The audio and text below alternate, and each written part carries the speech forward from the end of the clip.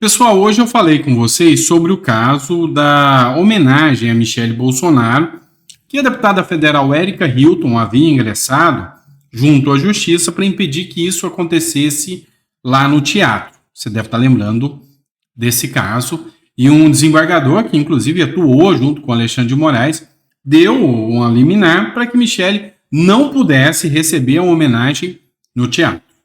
Logo depois, o vereador que havia proposto a homenagem, que foi votada na Câmara dos Vereadores, disse que teria homenagem mesmo assim, porque a Michele Bolsonaro, nem ele, foram citados da decisão judicial. Então ele manteria a proposta. Rápido, o desembargador correu, mandou notificar e intimar tanto o vereador quanto a própria Assembleia, a própria Câmara dos Vereadores. E depois disso aconteceu mais uma situação. Matéria da Folha de São Paulo. Érica Hilton pede prisão em flagrante caso a homenagem a Michele Bolsonaro seja mantida no Teatro Municipal. A deputada federal Érica Hilton, do PSOL, foi à Justiça para pedir a prisão em flagrante do prefeito de São Paulo, Ricardo Nunes, caso a cerimônia de entrega do título de cidadã paulistana à ex-primeira-dama Michele Bolsonaro seja mantido no Teatro Municipal. A parlamentar também solicita que o vereador Rinaldo Digino, do União Brasil, organizador do evento, e o presidente da Câmara Municipal de São Paulo, Milton Leite, sejam detidos caso participem da cerimônia. A entrega da honra está marcada para a noite desta segunda-feira. Então, ainda está para acontecer.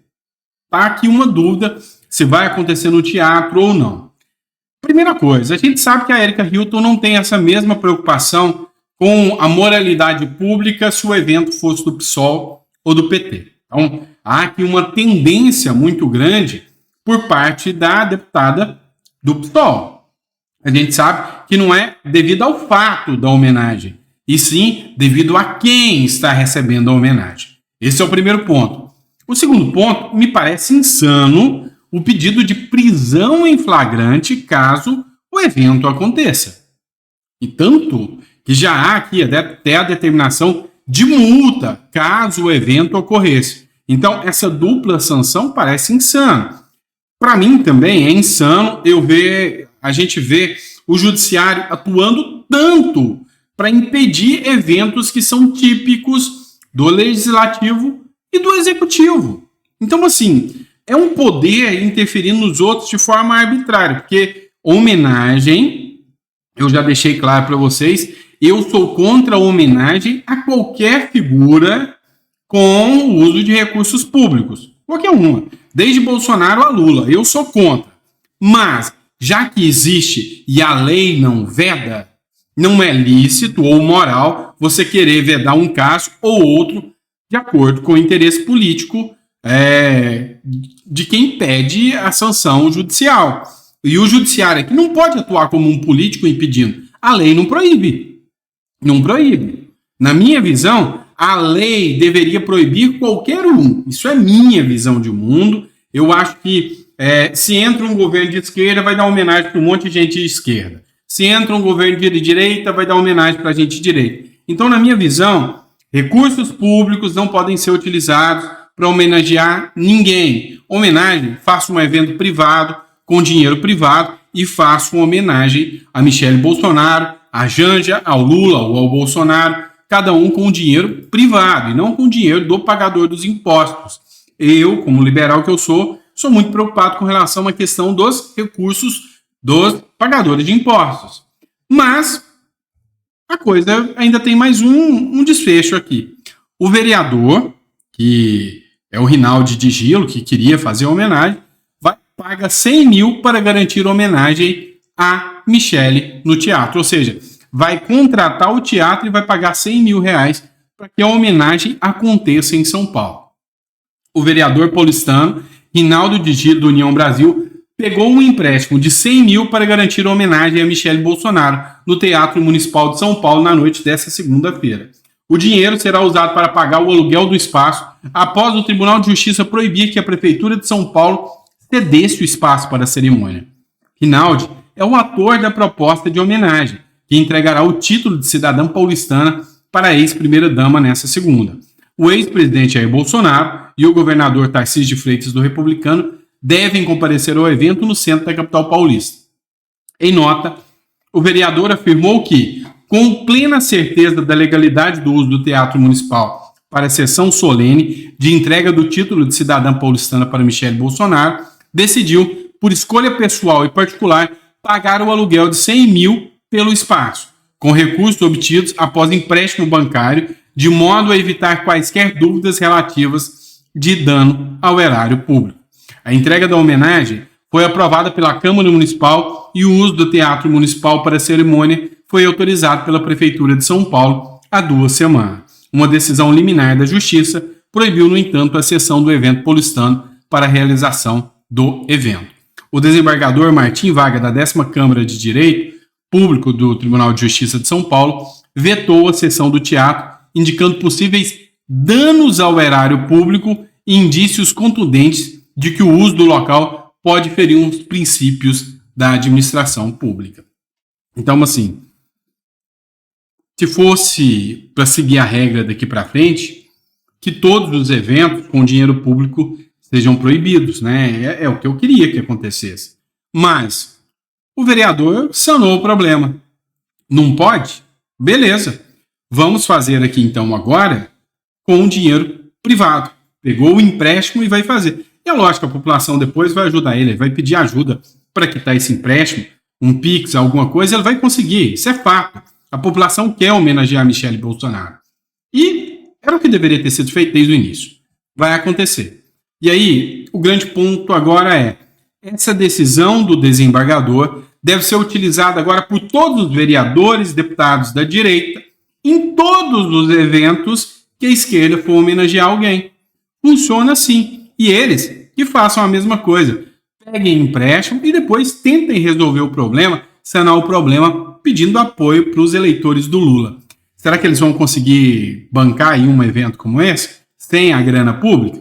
Duvido muito, tá? Então, espero que tenha o evento, que aconteça o evento com dinheiro privado e não público, e que o evento lote e seja muito bonito. Vamos lá.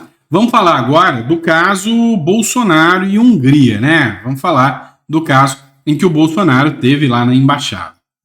Olha só, o Bruno Zambelli fez uma publicação citando aqui o caso em que uma jornalista da CNN quis plantar provas contra Bolsonaro e tomou um corte do jornalista norte-americano que disse, olha, peraí, não é nada disso que eu estou falando. Ouça só esse pedaço aqui. E nesse contexto, então, Jack, faz sentido a hipótese de que Bolsonaro estaria pedindo asilo na hipótese de ser preso. Então, o que eu posso dizer é que eu não tenho provas disso. A gente publicou gravações que mostraram que o ex-presidente dormiu na embaixada por 2 noites e isso aconteceu 4 dias da PF confiscou a passaporte dela. Não, certo, não há provas disso. A gente está tecendo um raciocínio político aqui, né, de análise. Fica claro aqui, não há provas disso. É um raciocínio político de análise. Sabe o que me chama a atenção? Eu vejo que o próprio judiciário, o Ministério Público, anda muito fazendo isso. Uma análise, um raciocínio lógico, político, sobre a situação e sobre as provas, sem ter efetivamente as provas, como o caso aqui demonstrou. Quer um exemplo? Tanto é que pediram a prisão do Bolsonaro. Olha só essa matéria aqui. Deputados da esquerda, lógico, acionam o STF, a Procuradoria-Geral da República, por prisão de Bolsonaro após o caso Hungria. Deputados federais de esquerda acionaram o Supremo Tribunal Federal e a Procuradoria-Geral da República nesta segunda-feira para solicitar a prisão preventiva do ex-presidente Bolsonaro. O pedido acontece após a divulgação da notícia pelo jornal The New York Times e que Bolsonaro ficou na Embaixada da Hungria no Brasil por 2 dias. Vamos lá. A gente já falou para vocês que era inevitável e houvesse um barulho maior por parte de deputados e senadores da esquerda. Eu já tinha até comentado isso com vocês no último editorial, que é bem provável que poderia acontecer algo assim, um barulho ainda maior por parte da esquerda, né? O Bolsonaro, ele disse o seguinte, olha, Bolsonaro disse que frequenta embaixadas para dar contexto do Brasil. Não é mentira que já há algum tempo está tentando se mostrar para o resto do mundo um contexto sobre o que vem acontecendo aqui no Brasil, um contexto geral sobre uma possível perseguição ao ex-presidente Bolsonaro. Só que assim, o fato dele ter ficado 2 dias numa embaixada de um aliado, isso aí é lógico que reforça a possibilidade do Bolsonaro estar articulando uma possível pedido de asilo. E eu não vejo nada demais nisso. Para ser sincero com vocês, não vejo nada demais. O ex-presidente Bolsonaro disse ser procurado por pessoas de fora do país para dar um contexto do que realmente acontece por aqui. Ao comentar a reportagem do jornal The New York Times, que revelou a estadia dele por 2 dias na Embaixada da Hungria, em Brasília. O assunto foi tema de evento de filiação ao PL da vereadora Soraya Fernandes na tarde desta segunda-feira, na Zona Norte de São Paulo. Abre aspas. Sou procurado por presidentes, pessoas de fora do país para dar um contexto do que realmente acontece por aqui. Frequento embaixadas também aqui pelo nosso Brasil. Converso com embaixadores, não tenho passaporte, senão estaria com o Tarcísio de Freitas e o Ronaldo Caiado na viagem a Israel. Um país irmão, fantástico sobre todos os aspectos. Então, Bolsonaro dá aqui um contexto geral. Sabe o que vem me chamando a atenção sobre tudo isso que vem acontecendo? Esses casos midiáticos, assim como o da própria Marielle Franco, e eu digo midiático não do contexto de banalizar o caso é gravíssimo. Eu falo midiático pelo quanto a imprensa bateu em cima disso. E a gente sabe que só no ano de 2023 foram 56 vereadores mortos ou parentes só no Rio, tá? Para você ver que o negócio é gravíssimo, gravíssimo. Mas aqui a mídia deu uma atenção total. Agora, também a mídia não fala de outra coisa, senão o caso Hungria com o Bolsonaro.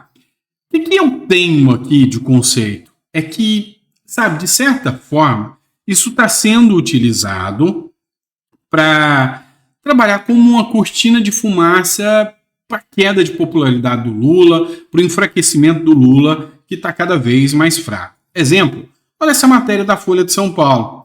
O brasileiro vê piora na economia, na inflação e no desemprego. Ou seja, a situação está tensa aqui no Brasil. Há mais brasileiros considerando que a economia brasileira piorou nos últimos meses do que enxergam uma melhora. Aumentou também a taxa daqueles que veem mais inflação e desemprego à frente. E cresceu o total dos que acham que a situação econômica do Brasil piorou. Os resultados da pesquisa Datafolha realizada de 19 a 20 de março coincidem com uma oscilação negativa de 3 pontos na taxa da reprovação do presidente Luiz Inácio Lula da Silva, de 30% para 33% em relação ao levantamento realizado em dezembro. E sim, a minha visão aqui é que eles vão trabalhar de todas as formas, eles vão tentar de tudo para abafar a fraqueza que o governo Lula se tornou. Tá? Porque o governo Lula já não tem nenhum apoio popular. A última manifestação que teve agora, se é que aquilo pode ser chamado de manifestação, mostra o quão isolado o atual mandatário está, o Lula está. E é lógico que o Lula ainda aposta numa polarização, mas não está resolvendo. O Bolsonaro está sendo cada vez mais vitimizado, porque há um sentimento cada vez mais crescente de uma perseguição ao ex-mandatário, está crescendo cada vez mais. Eu te garanto que se você fizer uma pesquisa hoje, perguntando, Bolsonaro está sendo perseguido? 70% da população vai falar que sim, sim. A percepção que eu vejo, pelo menos no entorno das pessoas que eu conheço, é esse, tá? E aí o Bolsonaro cada vez mais está comprando a alcunha de pessoa perseguida, o Lula cada vez mais de persecutor, ou seja, a pessoa que não consegue mostrar resultado, que está acabando com o país e que no final das contas ainda tem que perseguir o ex-mandatário para tentar viver uma polarização que já não existe mais. A esquerda no Brasil está esfarinhando. As pessoas estão com vergonha de continuar falando que são de esquerda e que defenderam o Lula nas últimas eleições. Essa é a realidade dos fatos. Então, é lógico que vão criar o máximo de cortina de fumaça para tentar, pelo menos, arrastar e segurar o Lula até 2026. E lá, é lógico, vão tentar inventar aí o Lula já está muito velho, já não consegue mais, tem que ser uma outra pessoa, porque sabe que o Lula não consegue ser páreo para quase ninguém nas urnas em 2026. Pelo menos essa é a minha visão. E você, o que você pensa sobre isso? Coloca no comentário que eu quero saber, tá bom? Abraço, fiquem com Deus, vejo vocês no próximo editorial.